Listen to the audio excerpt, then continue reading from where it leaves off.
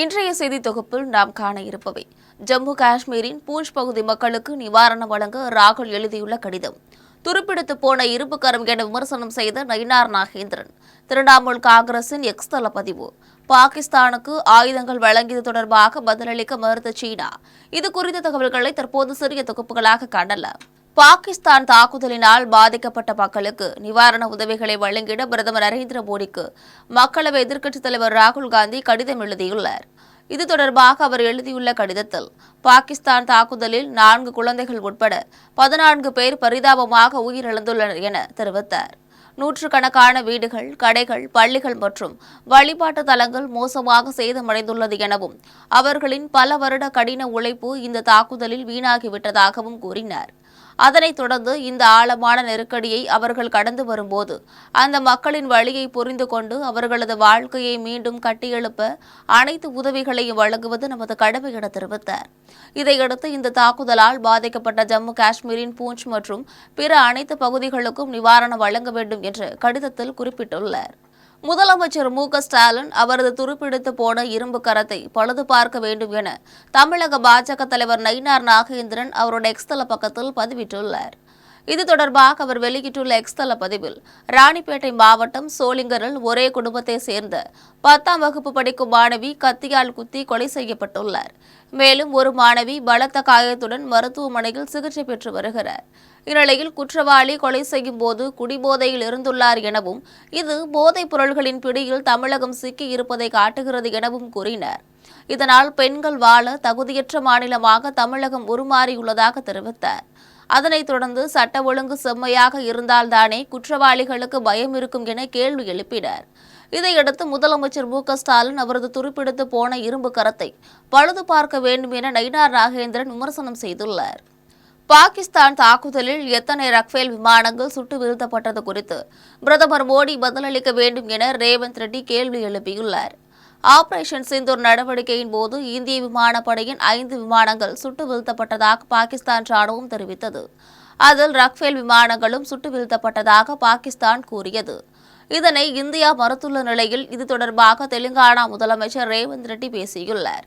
அதில், செகந்திராபாத் கண்டோன்மெண்ட் வீரர்கள் பாகிஸ்தானுக்கு எதிரான தாக்குதலில் பங்கேற்றதாக கூறினார். தெலுங்கானாவில் தயாரிக்கப்படும் போர் விமானங்கள் நம் நாட்டின் மீதான மரியாதையை நிலைநிறுத்துவதாக தெரிவித்தார். பிரதமர் கொண்டு வந்த ரஃபேல் விமானங்களை பாகிஸ்தான் சுட்டு வீழ்த்தியதாகவும், எத்தனை ரஃபேல் விமானங்கள் தாக்குதலில் வீழ்த்தப்பட்டது குறித்து அறிவிக்கவில்லை என குற்றம் சாட்டினார். இதுகுறித்து பிரதமர் நரேந்திர மோடி பதிலளிக்க வேண்டும் என ரேவந்த் ரெட்டி கேள்வி எழுப்பியுள்ளார். மணிப்பூரின் பிரச்சினையை முதலில் சரி செய்யுங்கள் என திரிணாமுல் காங்கிரஸ் எக்ஸ் தள பக்கத்தில் பதிவிட்டுள்ளது. மேற்கு வங்கம் அலிபுர்துவாரில் நேற்று நடைபெற்ற பேரணியில் பிரதமர் நரேந்திர மோடி கலந்து கொண்டு பேசினார். அப்போது அவர் மேற்கு வங்கம் தொடர்ச்சியான நெருக்கடிகளை சந்தித்து வருவதாகவும், இந்த கொடூரமான அரசை மக்கள் விரும்பவில்லை எனவும் குற்றம் சாட்டினார். இதற்கு பதிலடி கொடுக்கும் விதமாக மேற்கு வங்கத்தில் ஆட்சியில் உள்ள திரிணாமுல் காங்கிரஸ் 5 கேள்விகளை எழுப்பியுள்ளது. இது தொடர்பாக வெளியிட்டுள்ள எக்ஸ் தள பதிவில், உன்னாவ் முதல் ஹத்ராஸ் வரை பாஜகவின் கடந்த கால சாதனைகள் மௌனத்திலும் அவமானத்திலும் மூழ்கியுள்ளதாக குற்றம் சாட்டியது. வினாத்தாள் கசிவு, நீட் முறைகேடு, 45% வேலைவாய்ப்பின்மை இவை அனைத்தும் இளைஞர்கள் மத்தியில் நம்பிக்கையின்மையை உருவாக்கியுள்ளதாக குறிப்பிட்டுள்ளது. மேலும், கடந்த 2 வருடத்திற்கு மேலாக சட்ட ஒழுங்கு பிரச்சினையால் பாதிக்கப்பட்டுள்ள மணிப்பூரின் பிரச்சினையை முதலில் சரி செய்யுங்கள் என திரிணாமுல் காங்கிரஸ் கூறியுள்ளது. இந்திய வங்கிகளில் 2024 முதல் 2025 நிதியாண்டில் முந்தைய ஆண்டை விட 3 மடங்கு அதிக மோசடி நடந்துள்ளதாக தகவல்கள் வெளியாகியுள்ளது. இந்திய ரிசர்வ் வங்கி தனியார் மற்றும் பொதுத்துறை வங்கிகளில் நடைபெற்ற மோசடிகள் குறித்து தெரிவித்துள்ளது.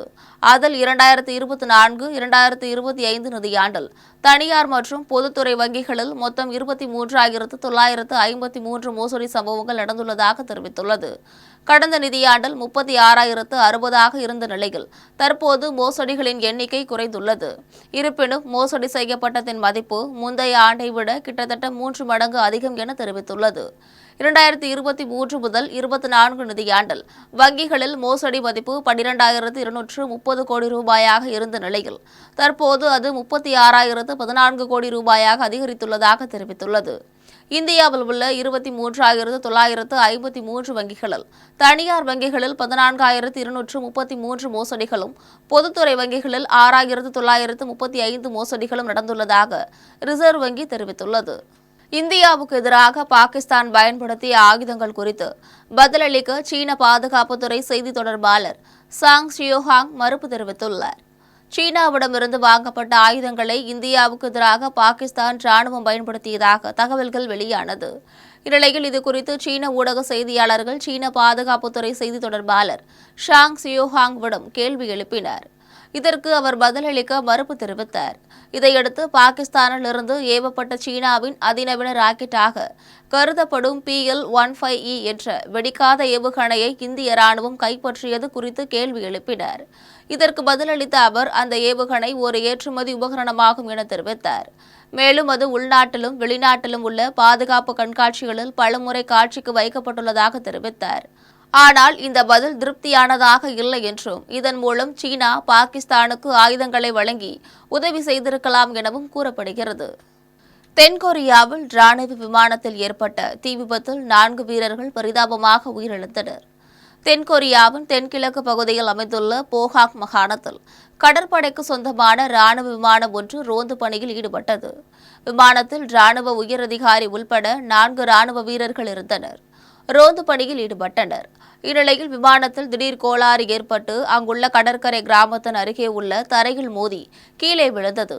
இதில் விமானம் முழுவதும் தீப்பிடித்து எரிந்தது. இதனால் விமானத்தில் இருந்த 4 ராணுவ வீரர்களும் சம்பவ இடத்திலேயே பரிதாபமாக உடல் கருகி உயிரிழந்தனர். இதுகுறித்து தகவல் அறிந்து வந்த மீட்புத் துறையினர் மீட்பு பணியில் ஈடுபட்டு விமானத்திலிருந்த கருப்பு பெட்டியை கைப்பற்றி விசாரணை நடத்தி வருகின்றனர். பாகிஸ்தானில் திடீரென ஏற்பட்ட நிலநடுக்கம் ரிக்டர் அளவுகோலில் 4.4 பதிவாகியுள்ளது. பாகிஸ்தானில் நேற்று மாலை இந்திய நேரப்படி 4:06 மணியளவில் திடீரென நிலநடுக்கம் ஏற்பட்டது.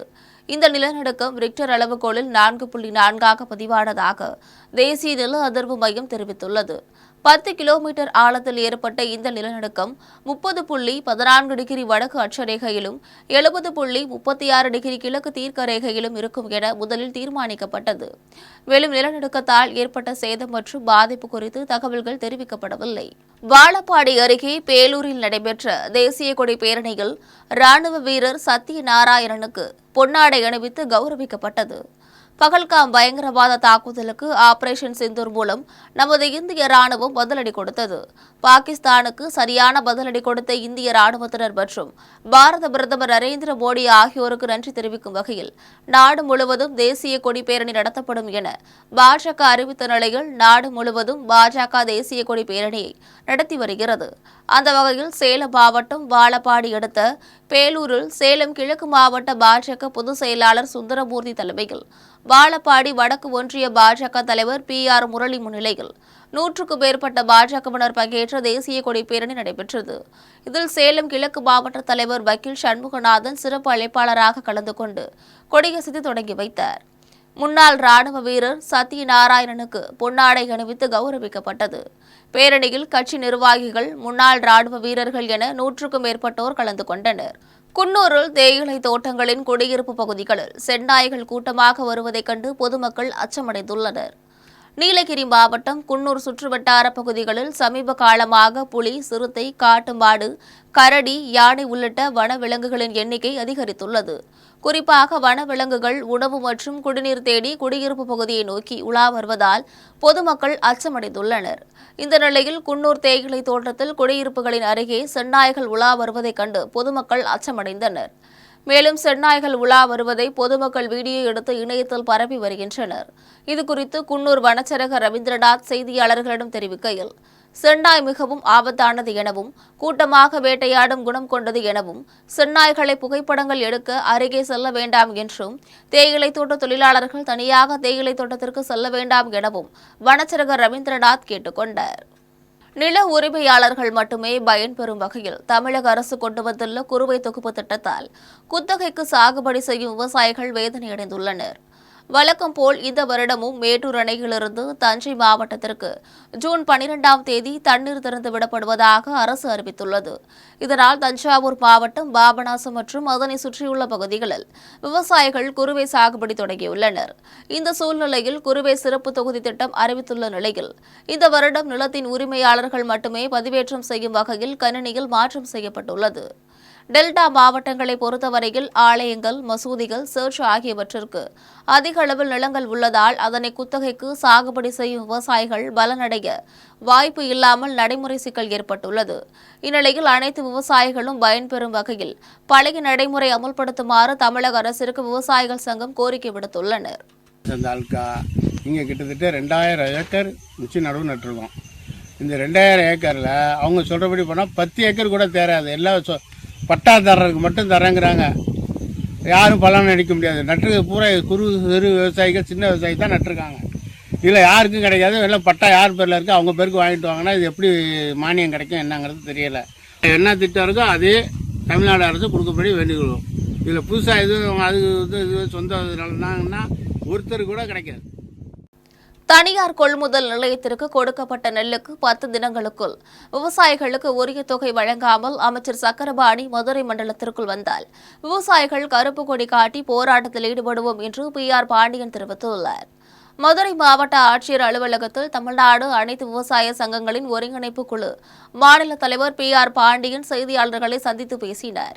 அப்போது தமிழக அரசு உழவனை தேடி என்கின்ற திட்டத்தை காவிரி டெல்டாவின் மைய மாவட்டமான திருவாரூர் மாவட்டத்தில் தொடங்கியுள்ளது என்றும் திமுக அரசு பொறுப்பேற்றதிலிருந்து கொடுத்த வாக்குறுதிகளை இதுவரை நிறைவேற்றவில்லை என்றும் குறிப்பாக 2021 நெல் குவிண்டால் ஒன்றுக்கு ரூபாய் 2500, கரும்பு டன் ஒன்றுக்கு ரூபாய் 4000 வழங்குவதாக திமுக அரசு தெரிவித்தது.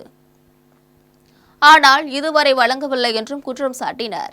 மேலும் தனியார் கொள்முதல் நிலையத்திற்கு கொடுக்கப்பட்ட நெல்லுக்கு 10 தினங்களுக்குள் விவசாயிகளுக்கு உரிய தொகை வழங்க வேண்டும் என்றும் உரிய தொகை வழங்காத நிலையில் அமைச்சர் சக்கரபாணி மதுரை மண்டலத்திற்குள் வந்தால் விவசாயிகள் கருப்பு கொடி காட்டி போராட்டத்தில் ஈடுபடுவோம் என்று PR பாண்டியன் தெரிவித்துள்ளார். விவசாயிகளுக்கு முல்லைப் பெரியாறில் மிகப்பெரிய உச்சநீதிமன்றம் வலுவான தீர்ப்பை தமிழகத்தின் தமிழக உரிமையை உறுதிப்படுத்தியிருக்கிறது. உச்சநீதிமன்ற தீர்ப்பால் கேரளாவில் அணைக்கு ஏதேனும் அச்சுறுத்தல் ஏற்படுமே என்கிற அச்சம் ஏற்பட்டிருக்கிறது. எனவே தமிழ்நாடு அரசு மத்திய தொழில் பாதுகாப்பு படை பாதுகாப்பை கேட்டு பெற்று அணையை பாதுகாக்க முன்வர வேண்டும். வைகை உள்ளிட்ட அணைகளை தூர்வார வேண்டும். ஆறுகளில் கால்வாய்கள் தூர்வாரப்பட வேண்டும் என்று தமிழ்நாடு அனைத்து விவசாய சங்க ஒருங்கிணைப்பு குழு சார்பில் வலியுறுத்துகிறோம்.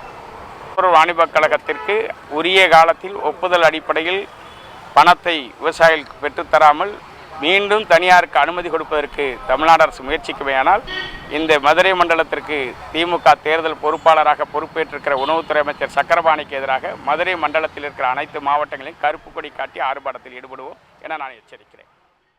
தமிழகம் மற்றும் புதுச்சேரியில் இன்று மழை பெய்ய உள்ளதாக சென்னை வானிலை ஆய்வு மையம் அறிவித்துள்ளது.